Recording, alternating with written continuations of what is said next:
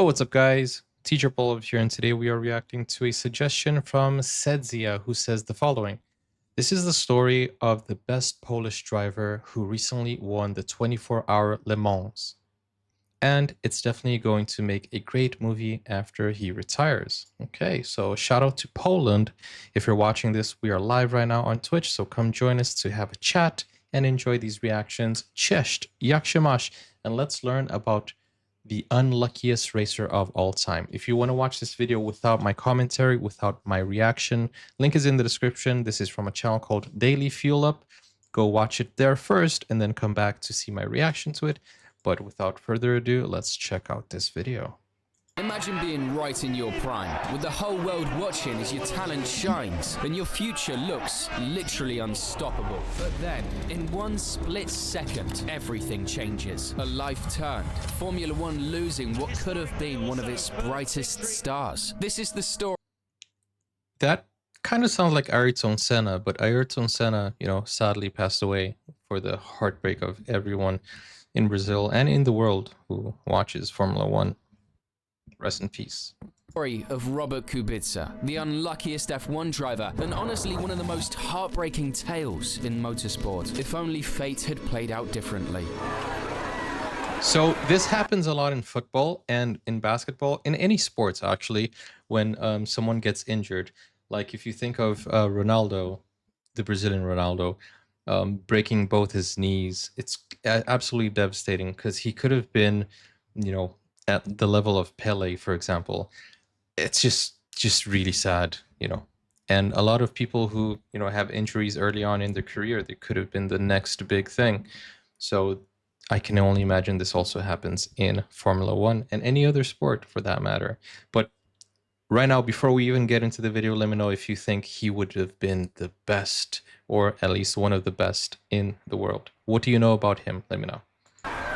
Robert Kubica was born in Kraków, Poland, on Shout out December to Poland, 7th, Kraków. 1984. As a kid, Robert first got into cars after spotting a cool little off-road vehicle in the street. young. But unlike other drivers we've seen, Kubica didn't have an easy start in racing. He didn't come from a wealthy family. In Poland, rallies are way more popular than F1, so it was pretty Really? unusual for a We kid should to be watch into some circuit rally racing. videos. But Robert's love for motorsport kept growing, so his dad saved up and bought him a go-kart 2.5 years later. Kubica couldn't officially Thank you for the race request. until he turned 10, but once Guys, if you want to request videos, do it like Travis did, right over here. 5 coffees. Thank you so much for the support.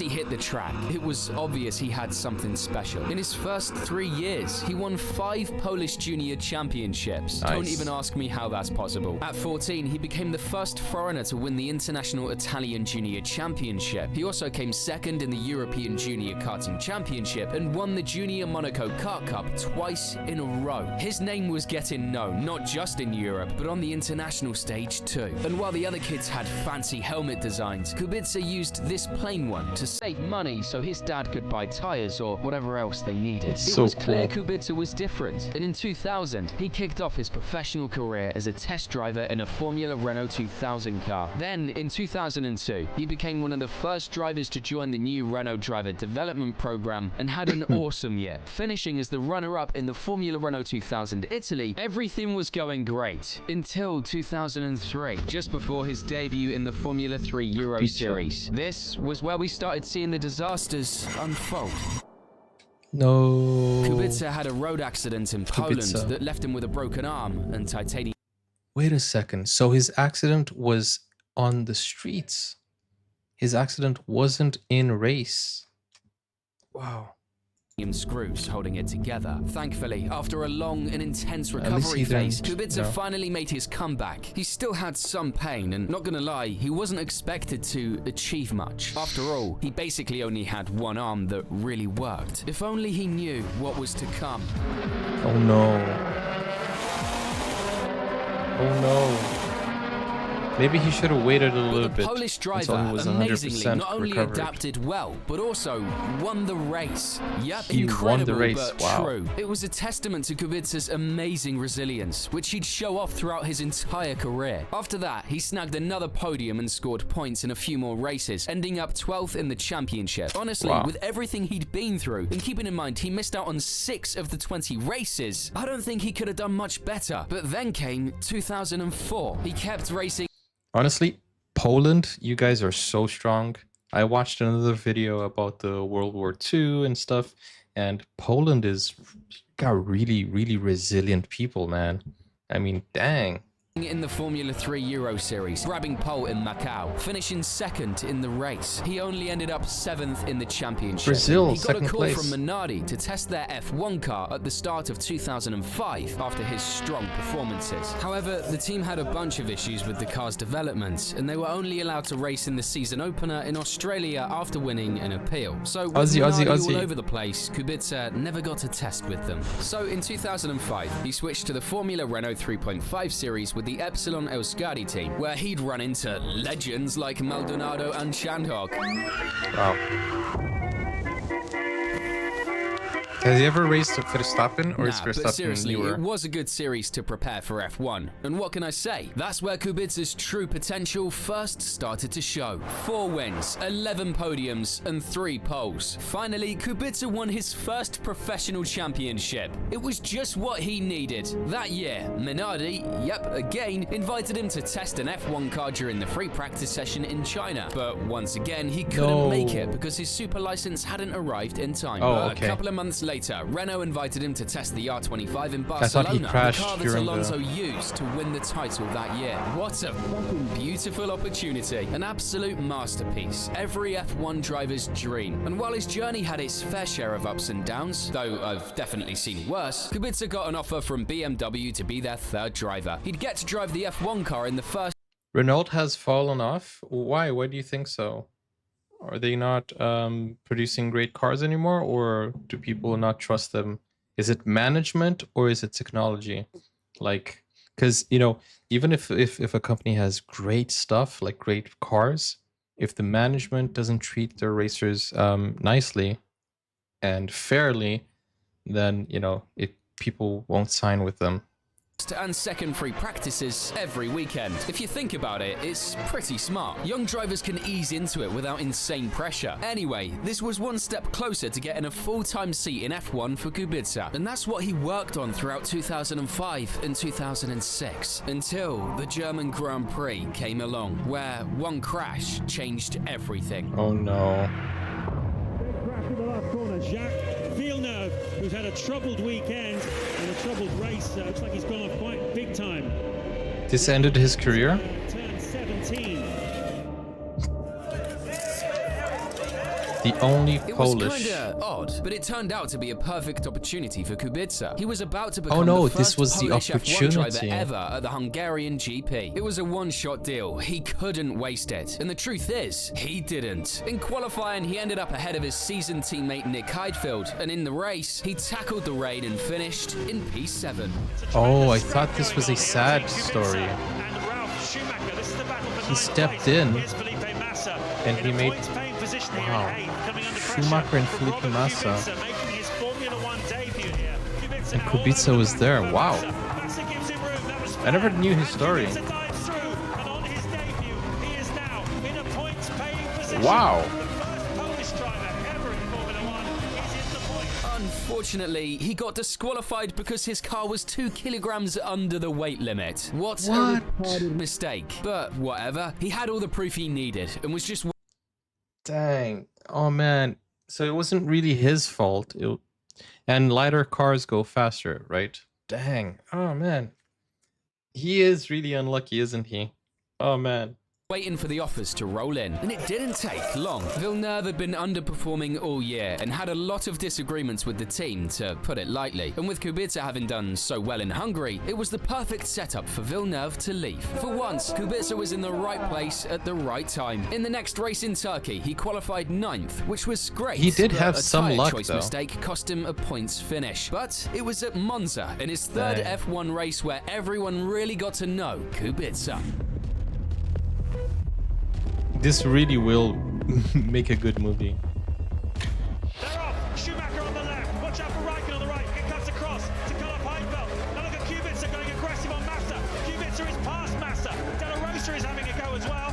And it looks to me like Kubica's up to 4th place. Can he make the chicane though? Yes, he can. Where is Alonso? As Kubica goes past his teammate. Robert Kubica, in only his 3rd Grand Prix, is up into 3rd place. Raikkonen leads it though. Guys, it's been a while since I haven't watched Formula 1. How does the pole position work?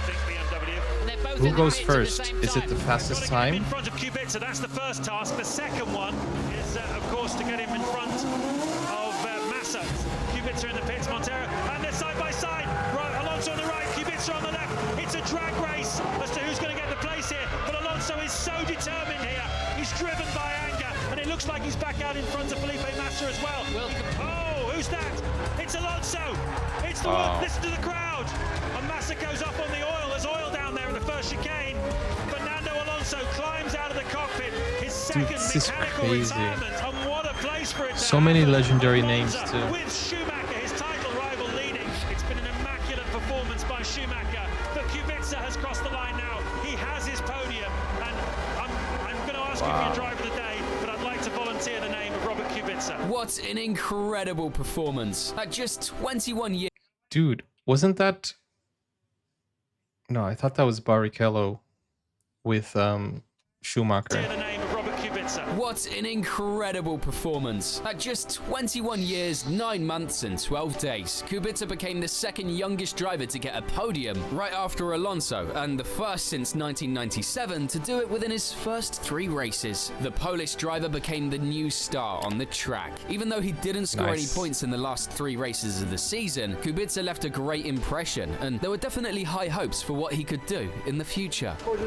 Let's go Poland. I didn't know Poland had Formula 1 drivers. BMW made a big leap forward and had the 3rd fastest car on the grid, putting Heidfeld and Kubica in a good spot to score points consistently. After a technical issue forced him to retire in Australia, I think Kubica's slowing down, is he? Yeah.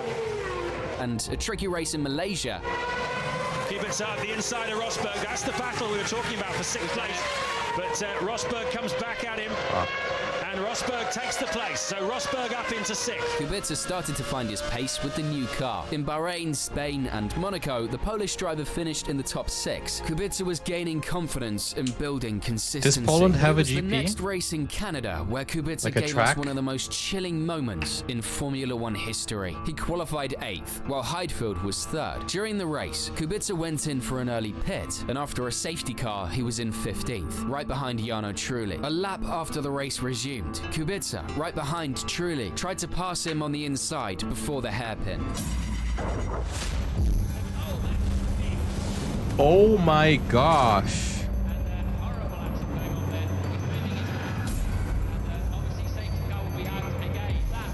Whoa. That was a crazy... Dude, I'm scratching all over. God. Safety cars and ambulance out. Everyone was fearing the absolute worst. Kubica was quickly extracted from the remainder of his car and rushed to the hospital. Thank God guess he was conscious and talking. But for the next... The title of this video says the most, the unluckiest racer of all time. But I feel like he had a lot of luck on his side. A lot of luck. Well, I don't believe in luck, but just for the purpose of this argument, he had so many accidents that could have been fatal, and he survived them. So, he's not that unlucky. Few hours, there was speculation about a serious leg injury, and I don't know where those rumors came from though, because it ended up being just a sprained ankle. What an absolute miracle. Just a sprained ankle from this. That's crazy. Debris everywhere, flying wheels. That is absolutely crazy. The next race in India. And I feel the way the car is designed, to just dismember, it really helps, and it really protects the driver, because it could have been crazy. A lot of things could have gone into the car rather than out. Indianapolis, giving his seat to a young Sebastian Vettel. That's a story for another day though. And in France, Sebastian Kubica was Vettel. back in action. And as crazy as it sounds, that wasn't even close to the worst thing that happened in his career. The truth is, he came back stronger than ever, finishing about the fourth in whiplash? 2 races in a row and scoring points in 6 out of the last 8 races. In the end, Kubica finished 6th in the championship with 39 points, while Heidfeld was 5th with 61. Sure, he was beaten by the German, but for his first full season in F1, I think we can all agree that that wasn't bad at all. And while the best was still to come, so was the worst. Dude, this is such a crazy In story. 2008, Kubica totally turned things around. In fact, Kubica blew Heidfeld away and had an incredible season, finishing 2nd in Malaysia and scoring his first pole in Bahrain. Between them, first to cut the tape is going to be Robert Kubica. He goes through in a 1:33.096. He then had 2 4th-place finishes in a row and was 2nd again in Monaco before heading to Canada. Kubica kept up his streak and qualified 2nd. He was getting better and better. And in the race, well, pure magic is how I describe it. This Canadian Grand Prix, the 30th anniversary here in Montreal, is set to get underway. Now, looking back, is everybody going to get away cleanly? Raikkonen closes in on the back of Kubica. Hamilton is pulling away at the front at this stage. Hamilton is now 7 seconds clear as Sutil's car catches fire. Safety car is deployed. There he is, and he'll pick up the safety car. So all of that work, it was a 6-second lead, has now been negated, and this falls nicely into the hands of those with a bit more fuel on. The race leader comes into the pits. The soft tires come off. Formula 1 is actually very exciting, isn't it? Hamilton has hit the What? back of Kimi Raikkonen. This is looking handy. for He Robert couldn't Kubica. brake? Rubens Barrichello has the satisfaction of leading up as Kubica goes up the inside and takes that place away from Heidfeld. We need to increase the You know, there's a joke in Brazil about Barrichello being late all the time. and into the pit. He should just exit into the lead ahead of Heidfeld. They've got Don't know their if you pit know stop that out joke. of the way. He's yet to unlock the first victory. Or a meme, actually. Whoa, he won. Lead in the Drivers' World Championship. From having one of the ugliest crashes ever to winning. Same place, just a year later. And he had now That's taken the crazy. lead in the championship as well, in a car that was by far not the fastest. But let's be realistic. That season, even though Kubica That's did impressive. everything he could, the Ferraris and McLarens were just on another level, and he lost the lead in the next race. He did his best and picked up 3 more podiums in Valencia, Italy, and Japan. The pole really made the most of his BMW. It feels still unfair, having doesn't a it? mathematical chance at the title until the penultimate race. Home today.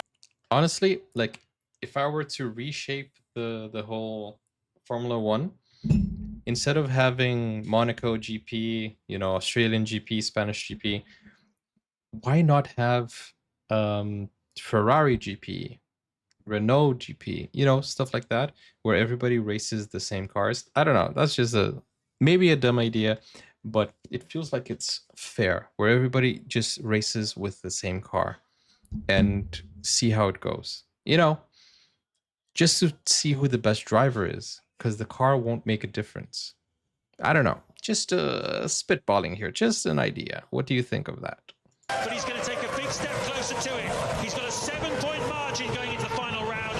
Lewis Hamilton wins the Chinese Grand Prix. Which was simply incredible. In the end, he finished 4th in the championship with 75 points, while Heidfeld was 6th with 60. Wow. By then, it Those are legendary names right there. And Lewis Hamilton, he is the best of all time, right? I saw that he broke a lot of records. Dude, look at that. Fernando Alonso, Robert Kubica, Kimi.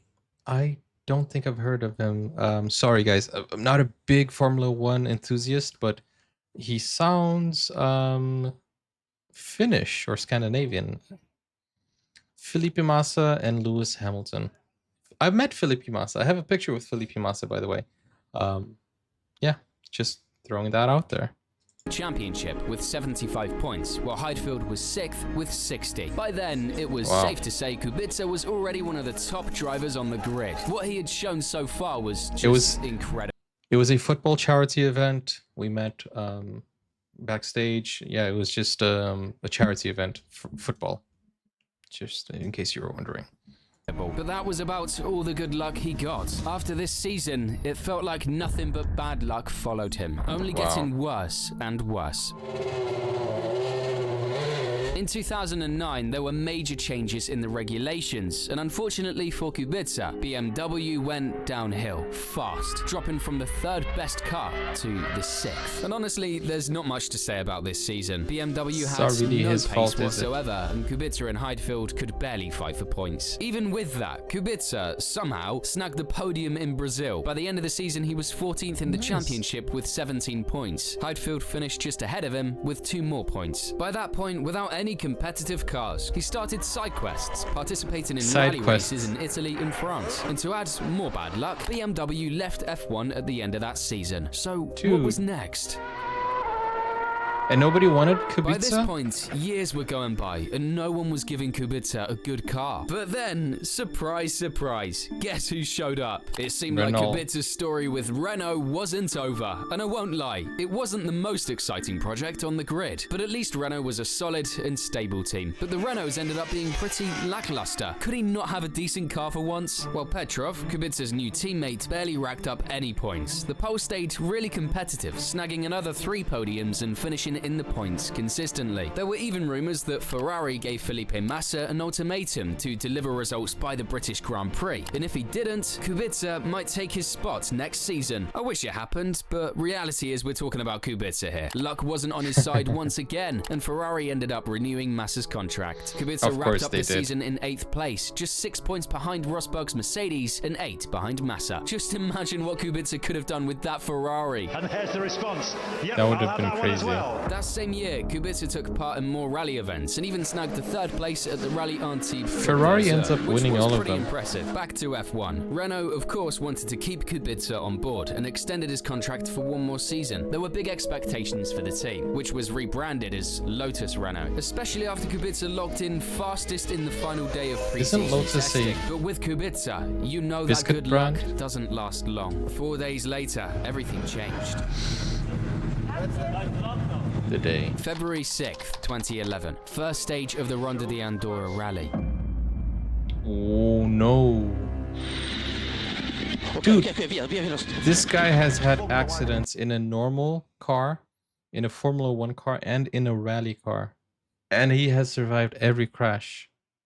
Driver Robert Kubica has been seriously injured in a rally crash just 2 weeks out. That's Australian. At the start of the new season. Debris everywhere, and a Skoda Fabia S2000 on the side of the road stopped, with a guardrail cutting through the car. Jacob Gerber, the co-driver, has miraculously walked away from the crash unharmed, but the driver, Robert Kubica, is still inside and not responding to calls. It can't be possible. Once again, the Pole is the victim of one of the worst crashes. What were the chances? Help arrives, but he's trapped in the car, seriously injured by the guardrail, and it takes over an hour just to get him out of there. He's then rushed by helicopter to Santa Corona Hospital in Pietra Ligure. The situation is really, really serious. Multiple fractures have been diagnosed on his leg and his right arm. There are complications related to the functioning of his hand. There's only one solution. The Renault driver was put in an induced coma overnight. The doctors work on his injuries for 7 long hours, and after a lot of 7-hour surgery. The surgeon said his life is not in danger, but it would take time for him to make a full recovery. However, he needs a lot more surgeries to fix the fractures in his leg, shoulder, and especially his right arm, which is the most at risk. Obviously, Kubica's 2011 season is done, and the main focus now is on his health and recovery, with no clear idea of whether he'll ever get back to racing. So that would also mean that before 1 year he can't go back to do his job. I think it's quite difficult now, but who never knows. Drivers are always a very special patient. More details about the accident come out. I know he didn't the car die skidded because into a corner, crashed into the guardrail, got thrown away, and then hit the guardrail again, which ended up slicing through the car. It seemed like life really didn't want to give Kubica a break. Why was he rushing? Well, he was in a rally car, Eventually, the doctors managed to rebuild his arm, and on April 24th that year, after many surgeries, he finally left the hospital. The accident had reduced the mobility and sensitivity in his right arm. It was just devastating. But Kubica once again showed his incredible resilience, and on September 9th, he jumped back into racing at the Ronde Gomitolo di Lano. a lower This level dude is rally afraid like of the ones nothing. he used to do before the accident. Amazingly, He's afraid of he nothing. won by over 60 seconds. Bit by bit, he began competing won in higher still? level rallies and started to get really competitive again. He even ended up winning the WRC2 Championship in 2013. Yeah, after all the accidents, casual world championship. And in June 2017, he finally came back to F1. Well, kinda. He came back for testing. Seeing him drive an F1 car again was simply incredible. He actually did really well, setting competitive times. And a few months later, he did a few more tests with Williams. And in 2019, we finally got the news we'd all been waiting for. I am thrilled to today be announcing the second seat for the Williams racing team for 2019 will be Robert Kubica.